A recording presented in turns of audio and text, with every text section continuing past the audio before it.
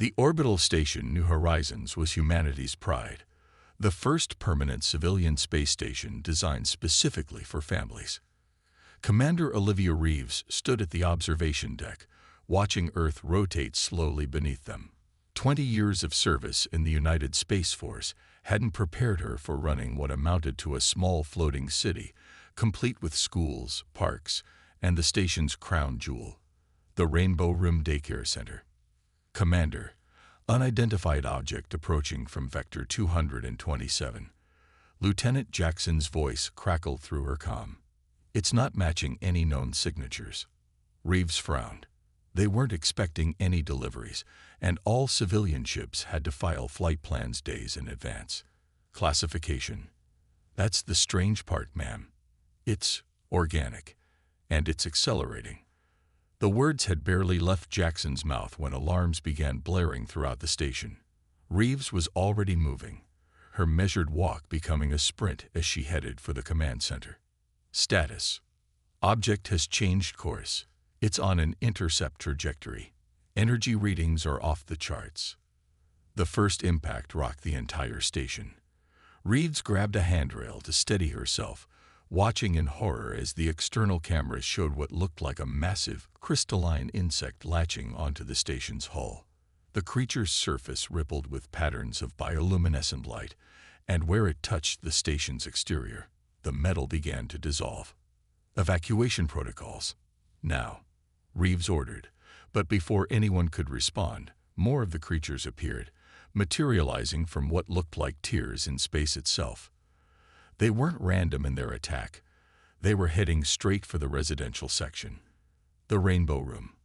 Security teams to the daycare center. Everyone else, begin emergency evacuation procedures. Reeves was already running, her heart pounding. 32 children were in that daycare today. 32 families had trusted her with their most precious cargo. The creatures breached the hull faster than anyone could have predicted. They moved like liquid mercury, flowing through the gaps they created, reforming into humanoid shapes that towered over even the tallest humans. Their crystalline bodies pulsed with internal light, and where they walked, the station's systems went haywire. Security Chief Marcus Torres met them at the residential sector with a team of armed guards. Projectile weapons are useless, he reported grimly. They just pass right through them. We've lost contact with sections 7 through 9. The Rainbow Room was in section 8. A child's scream cut through the chaos, followed by a sound that would haunt Reeves for the rest of her life. A high-pitched, crystalline singing that made her teeth ache and her vision blur. When it stopped, so did the screaming. They're not killing them, Torres whispered in horror. They're collecting them. Through the security feeds that were still working, they watched as the crystalline beings gathered the children, encasing them in transparent pods that pulsed with the same bioluminescent patterns as their captors. The children inside weren't dead. They were suspended in some kind of stasis, their faces frozen in expressions of terror. U.S. Command, this is New Horizons. Reeves barked into her comm. We are under attack by unknown hostile entities. They are specifically targeting children. I repeat, they are taking our children. The response came not from U.S. Command, but from the creatures themselves. A voice that wasn't a voice echoed through every speaker, every device, every human mind on the station. Your offspring provide sustenance. Their neural patterns are delicious. We are the Viraxians, and you have been chosen to feed our evolution. What happened next would be debated by military historians for years to come. Some say Commander Reeves acted with reckless abandonment of protocol. Others say she made the only choice she could. What's undisputed is that she initiated the station's self-destruct sequence with one hand while launching every escape pod with the other. Get everyone out, she ordered Torres. I'm going for the children. The next 15 minutes were chaos. Reeves fought her way to the Rainbow Room, armed with nothing but an experimental EMP device that the science team had been working on. The Viraxians, it turned out, didn't like electromagnetic pulses. The first blast caused one of them to shatter like glass. But there were dozens more, and time was running out. Reeves managed to reach the pods containing the children, but she could only save 4 before the station's structure began to fail. The rest vanished with their captors through the same spatial tiers they had arrived in. As the escape pods streaked toward Earth, carrying the station's surviving crew and the handful of rescued children, Reeves watched through tears as New Horizons exploded. The blast caught several of the alien ships, destroying them in a cascade of crystalline fragments. But it wasn't enough. Not nearly enough. In the days that followed, similar attacks were reported across Earth's colonies. The Viraxians, it seemed, had been watching humanity for some time, waiting until we had spread ourselves thin across space. They struck daycare centers, schools, anywhere children gathered. But they had made a crucial mistake. They had assumed that humanity, like perhaps other species they had encountered, would submit to their superior technology and biological advantages. They didn't understand that they had just awakened something far more dangerous than themselves. They had awakened human vengeance. In the White House Situation Room, President Isabella Martinez looked at the footage from New Horizons for the 100th time. "How many?" she asked, her voice tight with controlled rage. 217 children taken in the first wave of attacks, General Richards reported.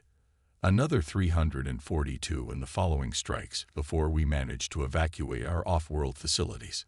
Martinez stood, her decision made. Get me every world leader on secure channels. As of this moment, every scientific project, every military program, every resource we have goes to one purpose. She paused, looking at the image of a crystalline Viraxian frozen on the screen. We're going to find their civilization, and we're going to destroy it. The war for humanity's children had begun. The quantum development facility, buried deep beneath the Rocky Mountains, had never seen such activity. Dr. Samira Patel stood before a holographic display of what they now knew to be a Viraxian bioship, its crystalline structure rotating slowly in the air before her.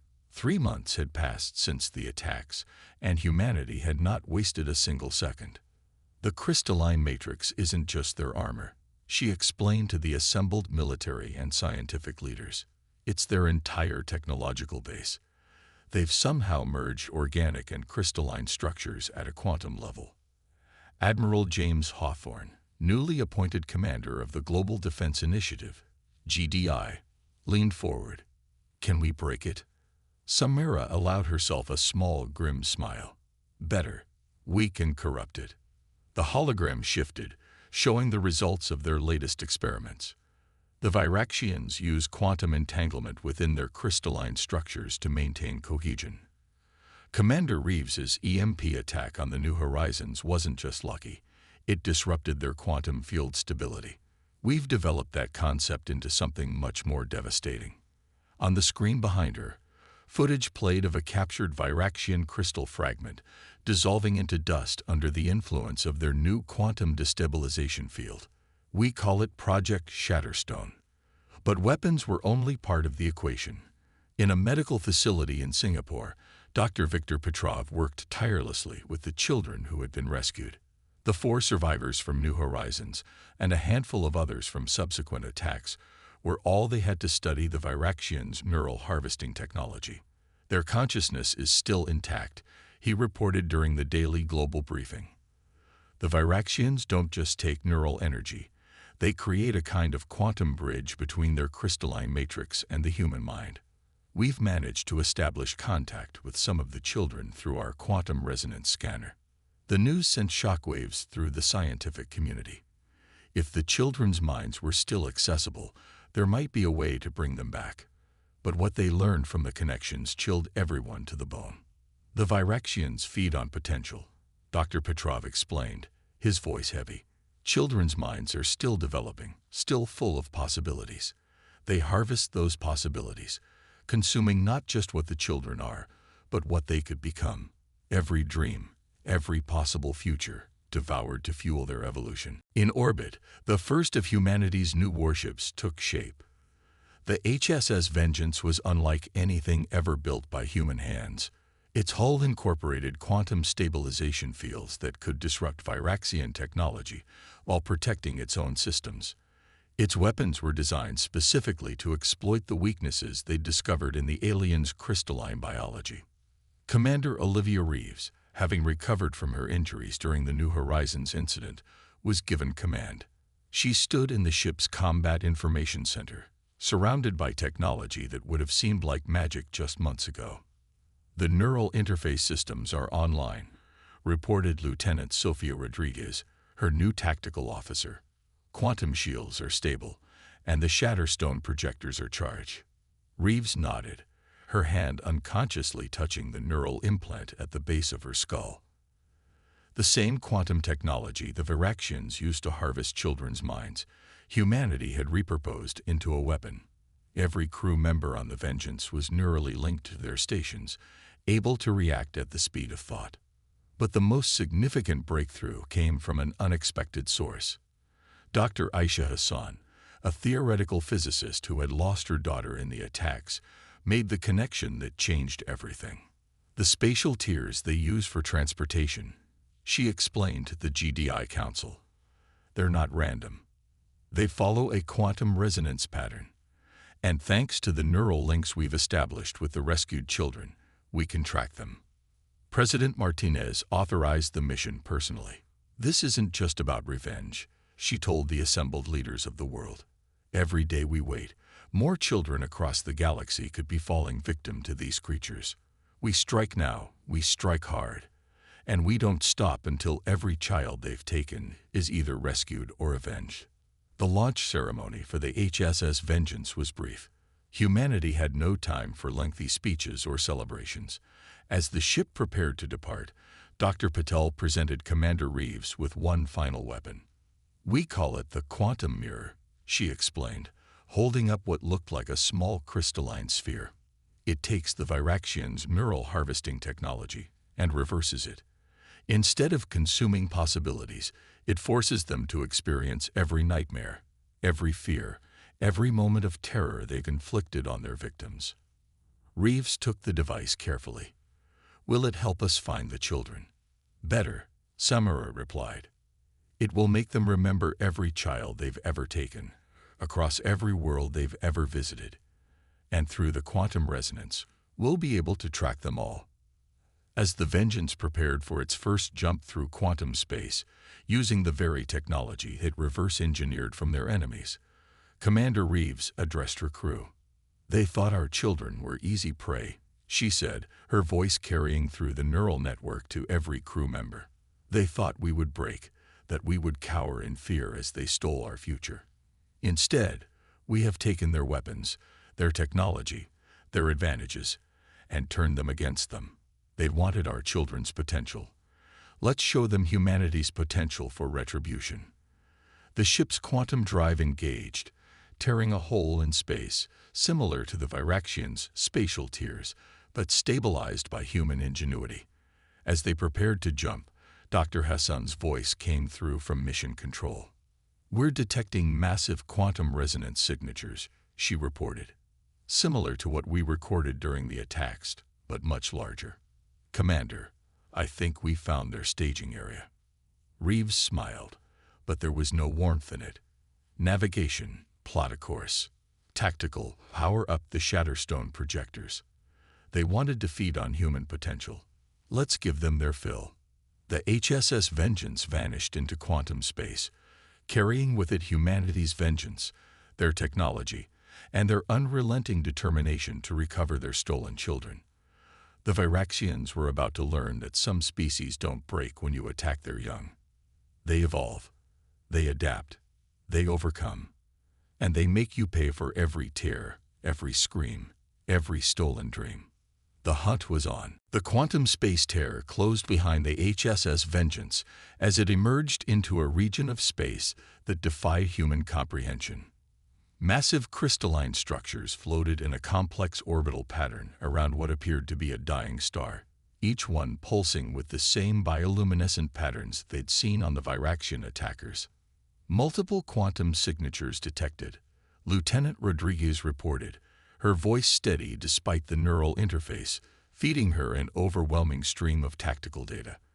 I count at least 30 bioships, and something else. Something bigger. Commander Reeves stood at the command center, her neural implant processing the sensor data. The something else was a structure that dwarfed even the massive bioships. A crystalline web that seemed to catch and redirect the dying star's energy. Life signs, she asked, though she already knew the answer from the neural feed. Thousands, Rodriguez confirmed. And, sir, we're detecting human neural patterns. Children. They're here. Before Reeves could respond, space itself seemed to shudder. The Viraxian bioships had noticed them, and their reaction was immediate. The crystalline vessels began to pulse with patterns that hurt to look at, even through the ship's sensors. They're attempting psychic warfare. Dr. Hassan's voice came through the quantum comm from Earth. The neural patterns suggest they're trying to induce fear. Reeves smiled grimly. Deploy the quantum mirror. The small crystalline sphere they'd brought from Earth activated, its surface beginning to ripple with darkness. Through their neural interfaces, the crew felt a shift in the psychic atmosphere. The Viraxians' attack wasn't just being blocked. It was being reflected, amplified by every nightmare humanity had experienced since their first attack. The effect was immediate and devastating. 3 of the smaller bioships began to spin erratically, their crystal structures showing fracture patterns. The larger ships pulled back, their bioluminescent patterns shifting to what the crew's neural interfaces interpreted as confusion and alarm. They've never had their attacks turned back on them, Rodriguez observed, a fierce satisfaction in her voice. They don't know how to handle fear. Let's give them something else to handle, Reeves ordered. Power up the Shatterstone projectors.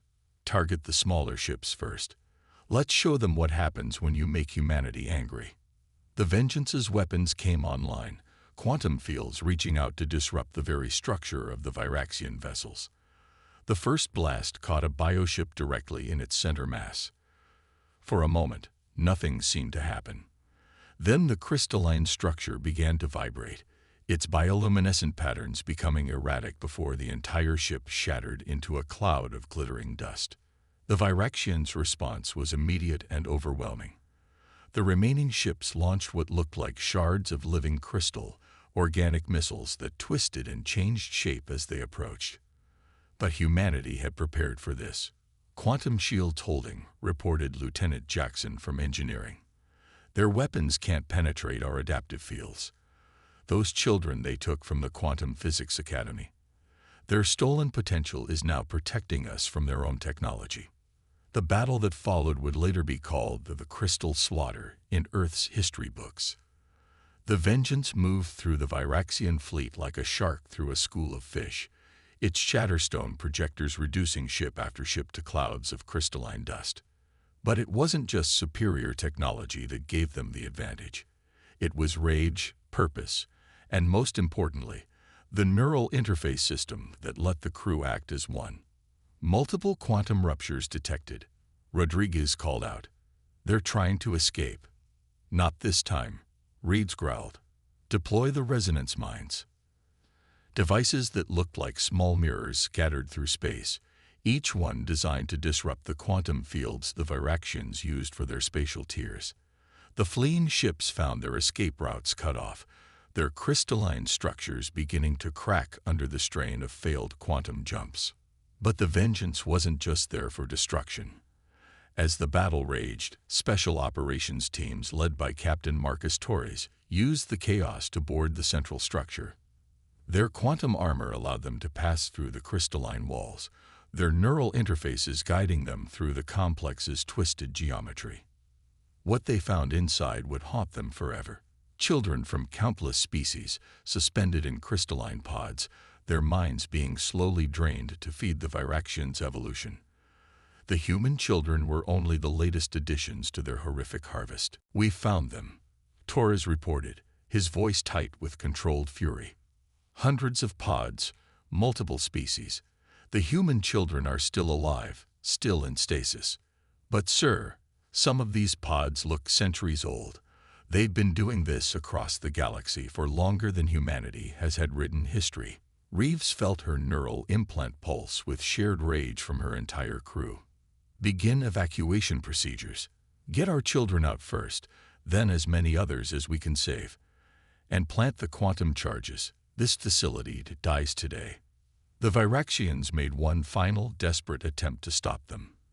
The massive crystalline web around the dying star began to pulse with energy, attempting to draw power directly from the stellar core. But Dr. Hassan had predicted this too. Now, Commander. Her voice came through the quantum comm. Use the quantum mirror at full power. Their link to the star makes them vulnerable. Reeves gave the order, and the small crystalline sphere they'd brought from Earth pulsed with dark energy. The neural interface system connected every crew member, every rescued child, focusing their combined trauma, fear, and rage into a single psychic blast that traveled through the Viraxians' own quantum network. The effect was catastrophic. The crystalline web cracked, then shattered, its pieces falling into the dying star. The remaining bioships, their crews driven mad by the reflected horror of their own actions, began to crystallize and crack. As the Vengeance retreated with its precious cargo of rescued children, the quantum charges detonated, starting a chain reaction in the facility's crystal matrix. The entire structure collapsed in on itself, creating a quantum implosion that turned the dead space into a graveyard of crystalline fragments. But this was just the beginning. The neural patterns they detected from the facility had given them something even more valuable than victory. They now had the quantum signatures of other Viraxian facilities, other harvesting grounds scattered across the galaxy. Send word to Earth, Reeves ordered as they prepared to jump back through quantum space. Tell them we found our children. Tell them we can track the others. And tell them. She paused, looking at the drifting crystal debris that had once been their enemies. Tell them the Viraxians are about to learn why you never, ever harm human children. The war had entered a new phase. Humanity wasn't just fighting back. They were hunting. And they had blood in their eyes. 6 months after the crystal slaughter, humanity's war machine was operating at full capacity. The Global Defense Initiative had launched 5 more ships of the Vengeance class. SS Retribution, HS Justice, HS Nemesis, HS Reckoning, and HS Defiant. Each carried the improved versions of the weapons that had proven so effective in their first engagement.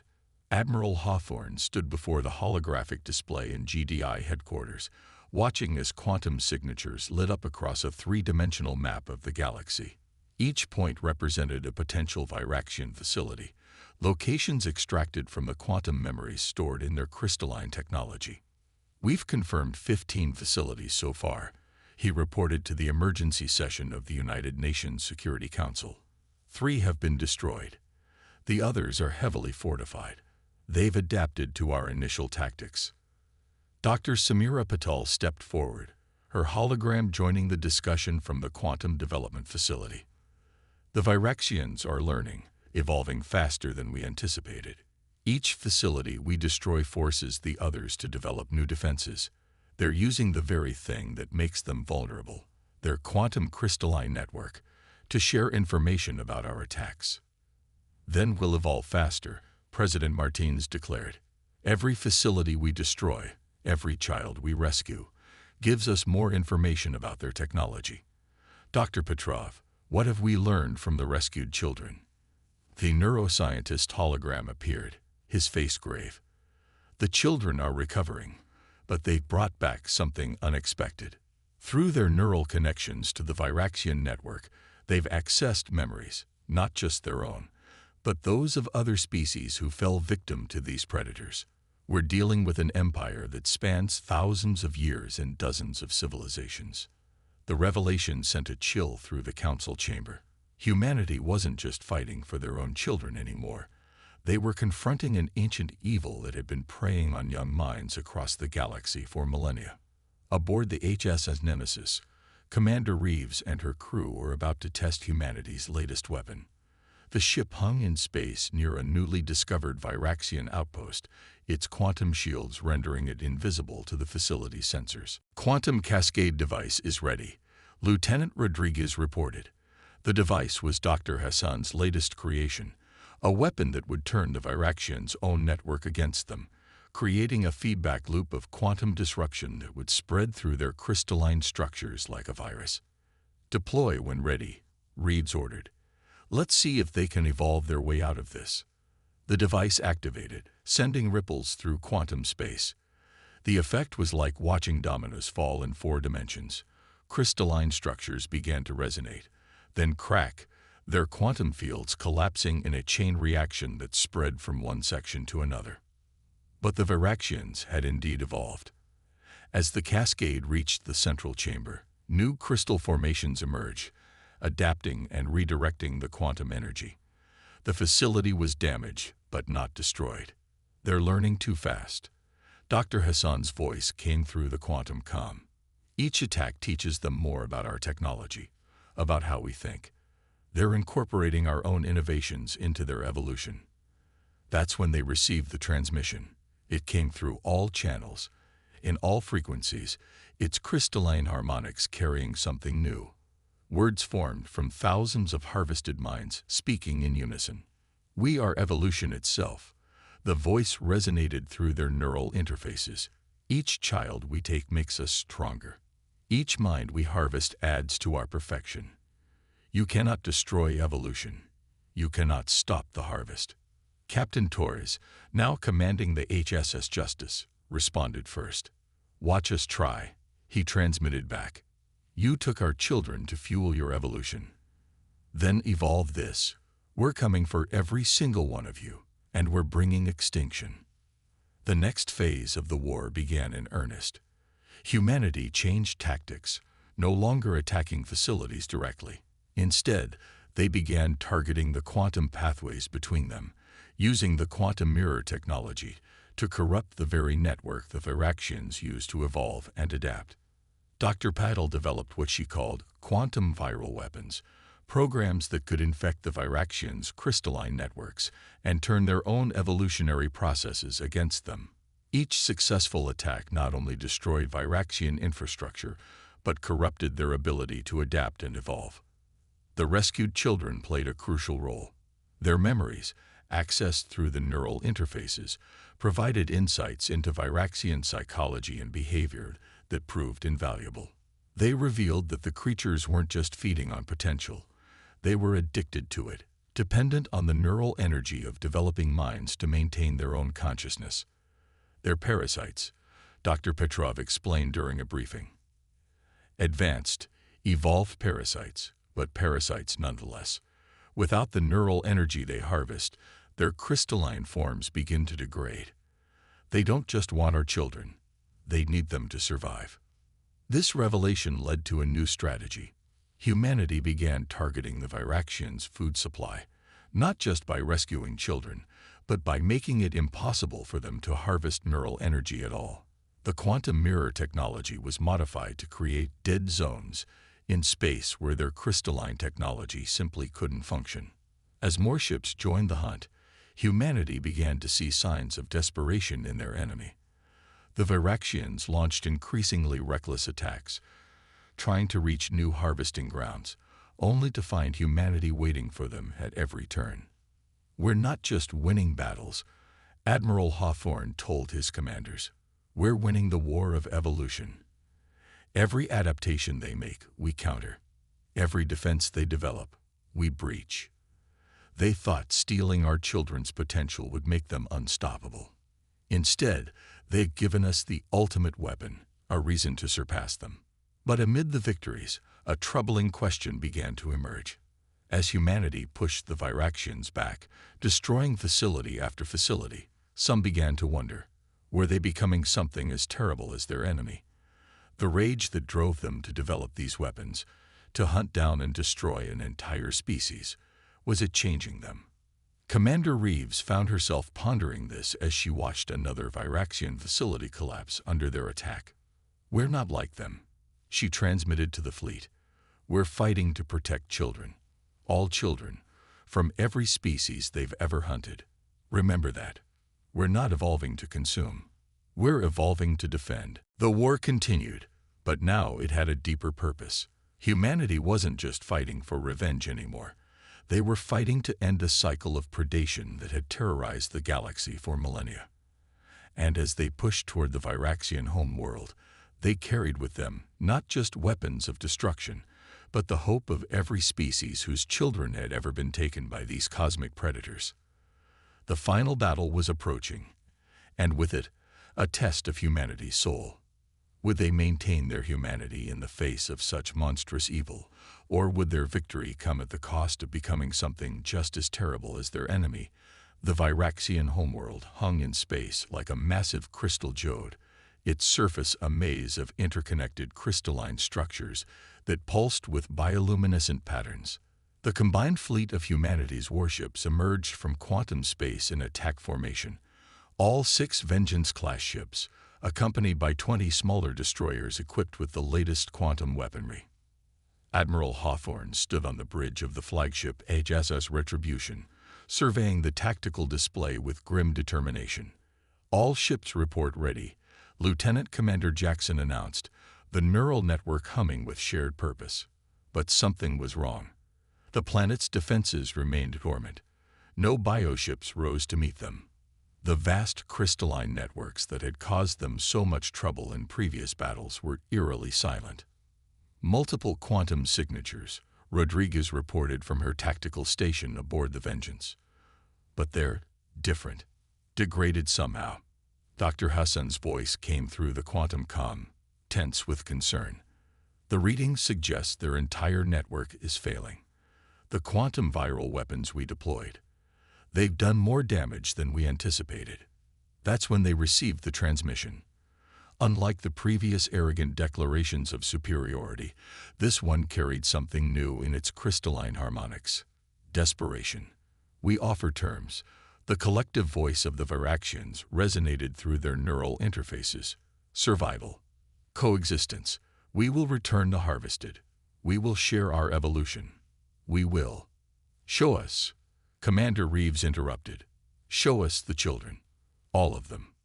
The surface of the crystal world shifted, vast sections becoming transparent.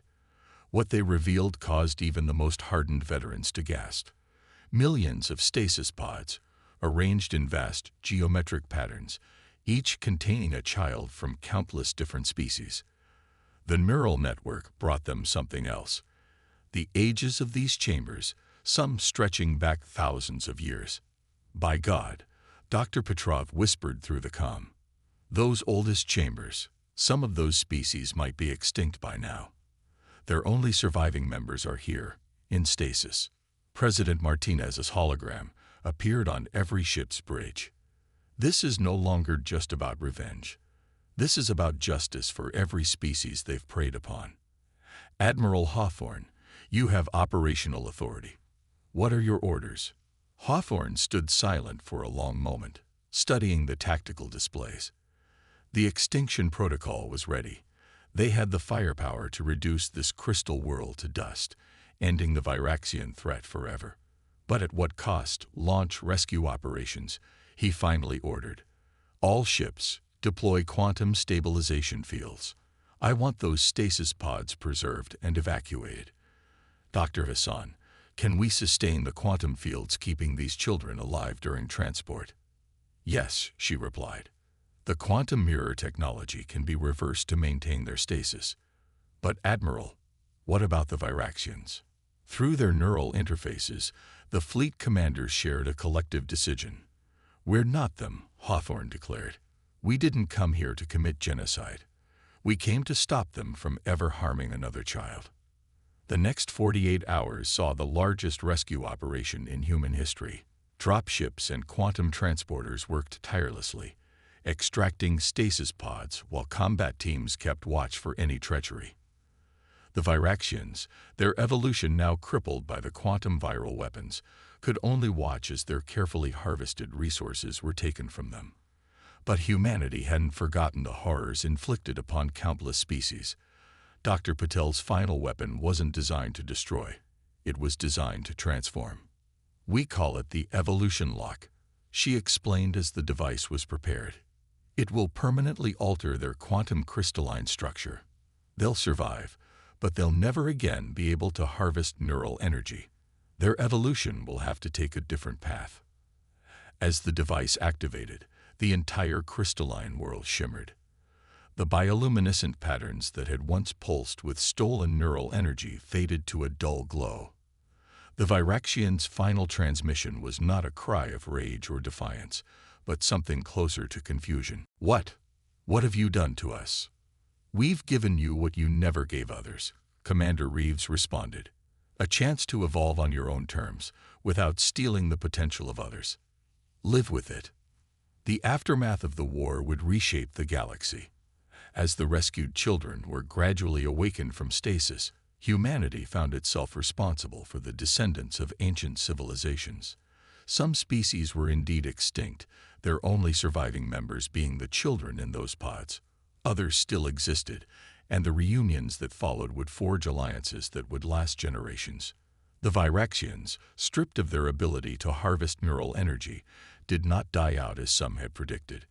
Instead, they began a different kind of evolution, one based on cooperation rather than predation. Their crystalline technology, once used to steal the potential of others, was gradually repurposed to enhance communication and understanding between species. Admiral Hawthorne stood with Commander Reeves on the observation deck of the HSS Vengeance, watching as the last rescue ships departed the crystal world. "Do you think we did the right thing?" he asked, showing mercy. Reeves thought of all the children they'd rescued, of all the potential they'd saved, and of the choice they'd made not to become monsters while fighting monsters. "We did the human thing," she replied. "We protected the innocent, punished the guilty, but didn't lose ourselves in the process." As the fleet prepared to return home, Dr. Hassan made one final discovery. The quantum networks that had once carried stolen neural energy now carried something else: gratitude. The awakening children, through their temporary connection to the network, were sharing their relief, their joy, their renewed hope for the future. Evolution isn't just about becoming stronger or more advanced, Dr. Petrov noted in his final report. It's about becoming better. The Viraxians tried to evolve through theft and predation. Humanity chose to evolve through protection and justice. In the end, that made all the difference. The war was over, but its impact would echo through time. Humanity had entered the galactic stage not as conquerors or victims, but as protectors. They had faced an ancient evil and overcome it not just with superior weapons or technology, but with the strength of their convictions. As for the children, all the children, from Earth and beyond, they would grow up knowing that when darkness threatened, humanity stood ready to fight not just for their own, but for all who needed protection. It was a legacy that would shape not just human evolution, but the evolution of all species who looked to the stars and dreamed of a better future. The crystal world remained as a monument, its dulled surface a reminder of what happens when evolution takes the path of predation. But in its shadow, new alliances were forged, new understanding was reached, and a new age of galactic cooperation began. Humanity had proved that the strongest evolution comes not from stealing potential, but from protecting it. And that was a lesson the galaxy would never forget.